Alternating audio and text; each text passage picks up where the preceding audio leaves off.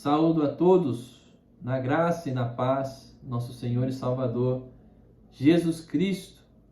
Hoje estamos celebrando a Páscoa, a ressurreição de Jesus Cristo, o Filho de Deus, aquele que veio de forma humana, sendo da mesma natureza de Deus, veio em forma humana para servir e morrer.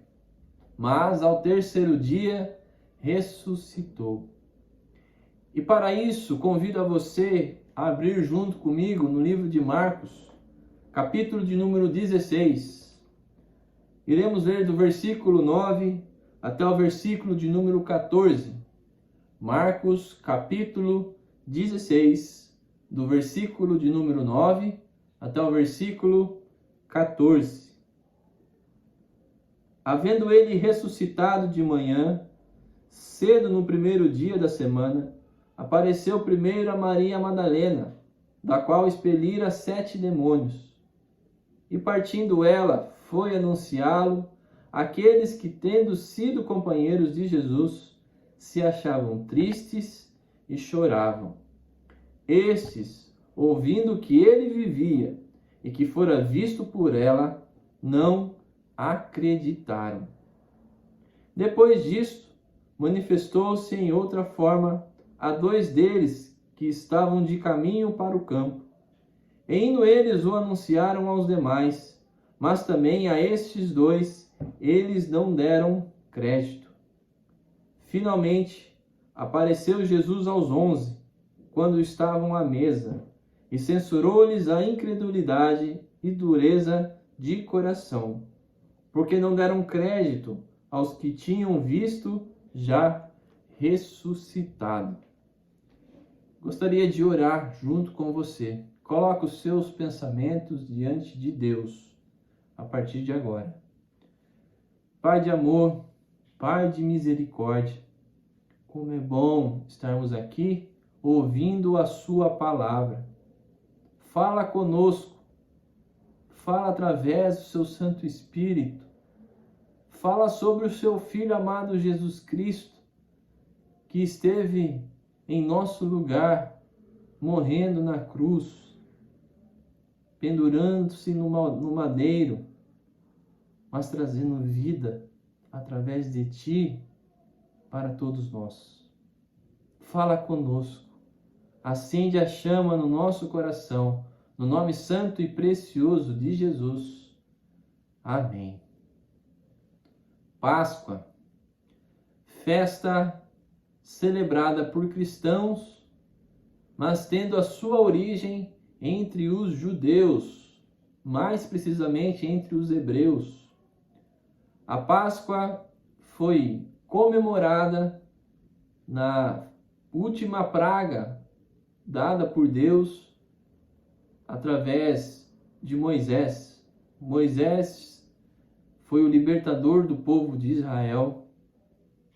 E a última praga que Deus colocou sobre a terra do Egito foi lançar o espírito da morte sobre os primogênitos. E então Deus ordena a Moisés que se matasse um cordeiro e o seu sangue se colocasse entre as arestas das portas, entre o lado de fora da porta, né?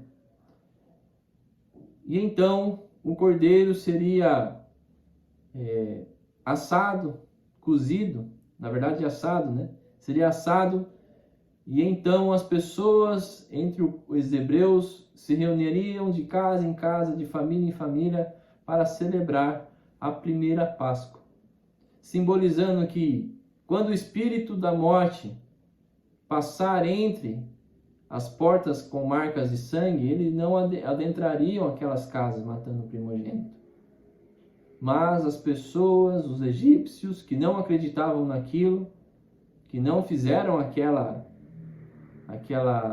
não passaram sangue entre as batentes da porta, o espírito da morte matou o primogênito daquela família, chegando até a casa de Faraó. Então a Páscoa cristã foi muito bem representada. Por quê? Porque na Páscoa judaica, a celebração era marcada pelas ervas amargas, visto que a lembrança das ervas amargas era a lembrança do povo sofrido. Também havia pão, havia vinho e havia o cordeiro assado. Pois Jesus chega no momento que é celebrado essa Páscoa judaica, chega aos seus discípulos, pega somente o pão, pega também o vinho, e ele declara: ó, isso é o meu corpo, e este é o meu sangue, da nova aliança. Onde estão as ervas amargas? As ervas amargas já não representam mais a Páscoa cristã, porque Cristo apagou de vez o preço dos nossos pecados, do nosso sofrimento. E o Cordeiro? Pois bem, o Cordeiro é Jesus Cristo. O Cordeiro é o Cristo crucificado, o primogênito. Olha só que interessante, o primogênito entre todos, entre os seus irmãos, foi crucificado para que fosse pago a nossa liberdade da condenação do pecado. Por isso nós celebramos a Páscoa. Mas a morte não tem a última palavra. Jesus ressuscitou ao terceiro dia. Sendo assim, nem mesmo a morte foi páreo para Jesus. Jesus venceu a morte, Jesus ressuscitou e está hoje à destra de Deus Pai. Mas mandou o seu Espírito Santo até nós como Consolador e um dia voltará. Nós esperamos alegremente a sua segunda vinda. E a Páscoa representa isso, uma passagem da velha vida morta para a nova vida ressuscitada. Jesus então ressuscita, aparece a todos aqueles que o seguiam, primeiramente a Maria Madalena. Jesus chega até Maria Madalena, se apresenta, e quando Maria Madalena sabe dessa notícia, vê Jesus com os próprios olhos, vai avisar os demais discípulos. E chegando Maria Madalena, avisando aos discípulos que Jesus havia ressuscitado, o texto bíblico vai nos apresentar que esses discípulos estavam tristes e choravam. A tristeza encobriu a fé daqueles discípulos. O choro tomou conta daquele momento. Diante de uma notícia tão surpreendente, a tristeza cegou o coração deles. E isso nós encontramos em muitas e muitas das nossas igrejas. Um espírito de derrota, um espírito triste, onde tudo o que a igreja faz remete-se somente a ela mesma e à frustração. Diante desse cenário de pandemia, encontramos-se muitas pessoas entristecidas, pessoas que fazem parte do corpo de Cristo que também estão entristecidos. Chorar faz parte da nossa vida. Nós precisamos chorar. Infelizmente, há um ditado dizendo que homem não chora. Mas se o homem não chorar, se a pessoa não chorar, isso infelizmente desencadeará para algo maior e pior. Chorar, sofrer faz parte da nossa natureza humana. Se entristecer é muito normal, principalmente nessa época de pandemia. Mas o problema é quando a nossa tristeza, quando não bem tratada, ela vira amargura. E quando vira amargura, ela forma uma casca em nosso coração. Ela endurece o nosso coração. Por isso, irmãos e irmãs, precisamos entender, a tristeza faz parte do nosso contexto. Mas nós não podemos deixar que a tristeza tome conta da nossa vida. Não podemos deixar que a tristeza se torne maior do que a ressurreição do Cristo vivo. Nós precisamos entender que Cristo morreu, mas está vivo. A igreja está viva. O fogo que arde em nossos corações deve permanecer. Mas a tristeza, ela tem que ser de modo saudável e natural. Nós não podemos deixar que a tristeza tome conta dos nossos corações. Porque se a tristeza tomar conta dos nossos corações, nós iremos enxergar o mundo com muito desânimo. Nós iremos enxergar a nossa vida totalmente cabisbaixo. Nós sequer acreditaremos que Cristo ainda pode fazer algo em nossas igrejas. Não deixe que a tristeza tome conta do seu coração. Passando adiante, Jesus chega até Maria Madalena e se mostra que está ressuscitado. Jesus também chega até os 2 discípulos e a Bíblia vai nos remeter que esses 2 discípulos se encontram lá em Lucas. A história desses 2 discípulos são os mesmos discípulos do caminho de Emaús. E todos nós lembramos dessa história, onde Cristo aparece a eles, mas eles não o reconhecem. E quando é que eles não reconhecem Cristo? Através dos gestos de gratidão e antes da refeição. Da mesma forma, para nós, muitas vezes nós estamos andando com Jesus, mas nós não estamos vendo Jesus.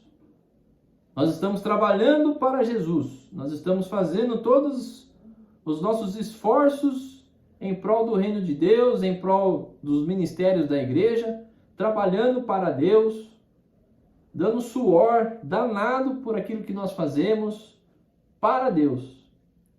Mas infelizmente, muitos de nós, povo da sua igreja, da igreja de Cristo, não fazemos o ministério, não exercemos o nosso papel com Cristo.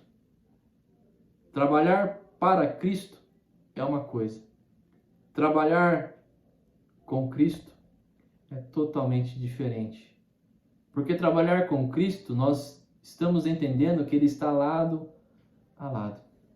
Estamos lado a lado com Ele. O Espírito Santo de Deus está entre nós. A pessoa de Jesus está ao nosso lado. Nós precisamos ter sensibilidade para isso. Diante da frustração, como aqueles 2 discípulos estavam tendo naquele momento, o coração deles foi endurecido, entristecidos também.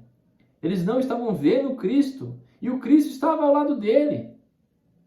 Da mesma forma para nós. Muitas vezes Cristo está ao nosso lado, falando aquilo que nós precisamos ouvir, caminhando ao nosso lado, sofrendo juntamente conosco. Mas infelizmente, os nossos sentimentos são enganosos. A própria Bíblia vai falar isso. E nós não iremos sentir a presença do Cristo. Então eu te convido, Cristo convida você a ter uma fé baseada naquilo que você não vê. Porque nos momentos onde você não sente a presença de Jesus, você entende, Ele está aqui. Eu não estou sentindo a presença de Jesus, mas Ele está aqui ao meu lado. Precisamos buscar esse tipo de fé. Fé que não vê muitas vezes, mas tem certeza e convicção de que Jesus está lá. E muitas vezes nós trabalhamos, fazemos todas as coisas na igreja, fazemos todas as coisas aos nossos vizinhos, aos nossos colegas, mas nós não vemos a presença de Jesus. Por isso, irmão, tenham sensibilidade. Andem com Jesus, mas na plena certeza e convicção de que, independente das suas emoções, Jesus está ao seu lado. Jesus está com você. Jesus está andando e sofrendo com você. Muitas vezes se entristecendo com você também. Mas tenha convicção de que Ele está ao seu lado. E por último, Jesus se apresenta aos demais discípulos. E a Bíblia vai nos dizer que quando Jesus entra, toda a incredulidade e a dureza do coração se vão. Quando Jesus adentra a casa onde estavam os discípulos, a tristeza foi embora. A dureza do coração foi embora. A incredulidade também foi embora. Isso é uma grande lição para nós, igreja. Porque quando Cristo está presente ao seu templo, presente na vida de cada um, presente na vida das pessoas que estão louvando e adorando o seu santo nome, a alegria, a disposição, a prazer. E Cristo fala isso à sua igreja hoje. Não podemos nos entristecer, mas Cristo está presente. Cristo está ressurreto. Cristo ressuscitou. E a forma de como nós vamos viver daqui em diante é de alegria, é de prazer, é de espontaneidade. A presença de Jesus é um marco na vida de todas as pessoas. Porque a partir do momento que nós conhecemos a Cristo e nos entregamos a Ele, a alegria toma conta. O prazer aumenta. A chama que estava se apagando começa a aumentar. E a igreja não pode ser fria. A igreja também não pode ser morna. A igreja tem que ser efervescente. A igreja tem que ser quente. A igreja tem que ser um lugar de aconchego, de conforto para as pessoas que não conhecem a alegria do Senhor. Nós não apresentamos um Cristo morto, onde somente a cruz teve a última palavra. Mas nós apresentamos um Cristo vivo, um Cristo alegre, um Cristo que está ao nosso lado e um Cristo que traz para nós esperança.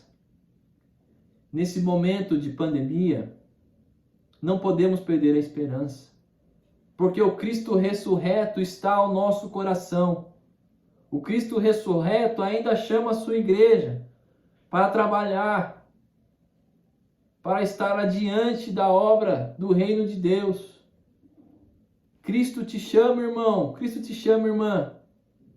Primeiramente para lhe trazer alegria, felicidade nesse momento de pandemia. Infelizmente, nós temos muitas notícias ruins. Notícias que tiram a nossa paz. Notícias que infelizmente traz tristeza ao nosso coração.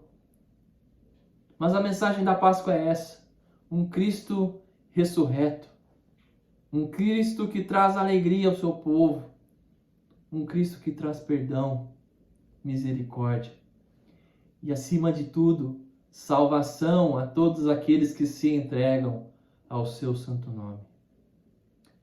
Convido a você então a não perder a esperança, a não deixar que a tristeza endureça o seu coração, a não deixar que você creia que Cristo não está com você, mesmo você trabalhando para Cristo.